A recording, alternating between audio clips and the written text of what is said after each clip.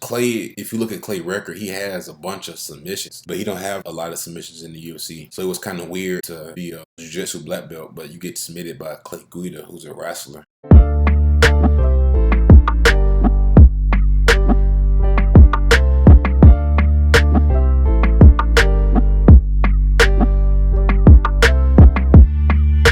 UFC 278, we have another prediction video. We have Leonardo Santos fighting against Derrick Gordon. Leonardo Santos, he's 18-5, 3 wins by knockout, 9 wins by submission, 5 wins by decision. 2 of his losses come by knockout, 1 of his losses come by submission, 2 of his losses come by decision. The first thing that stands out from Leonardo is his age. He's 42 years old.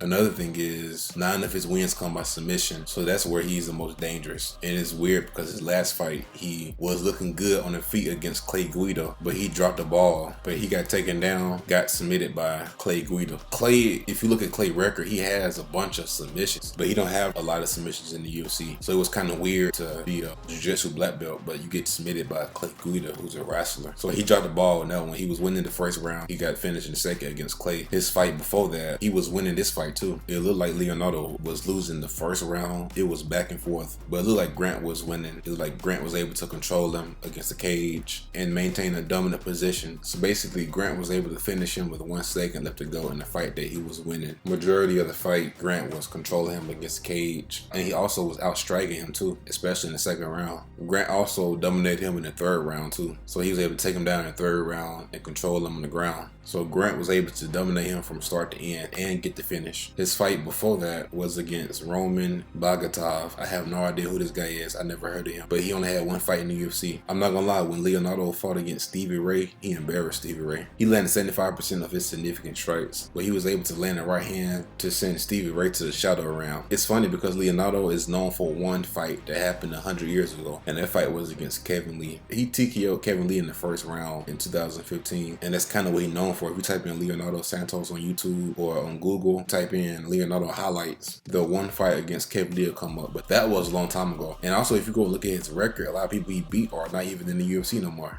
Leonardo, he didn't fight for 3 years. He didn't fight between October 2016 to June 2019. And he was able to come back and beat a 25-10 Stevie Ray. That's a decent win. And then he beat Roman Bogatov. But Leonardo, he's decent.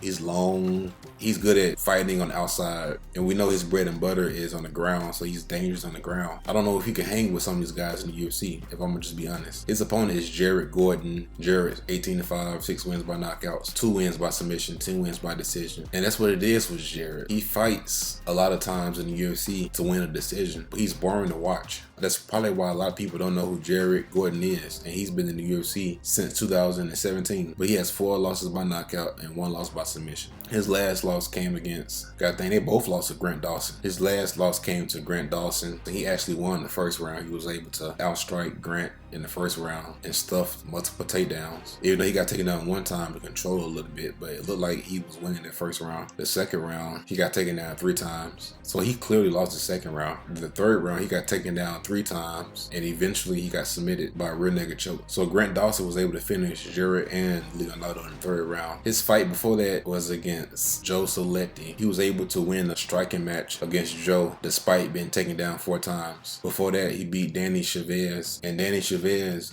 he has 1 win, 2 losses, and 1 draw. So it's not the best win to have.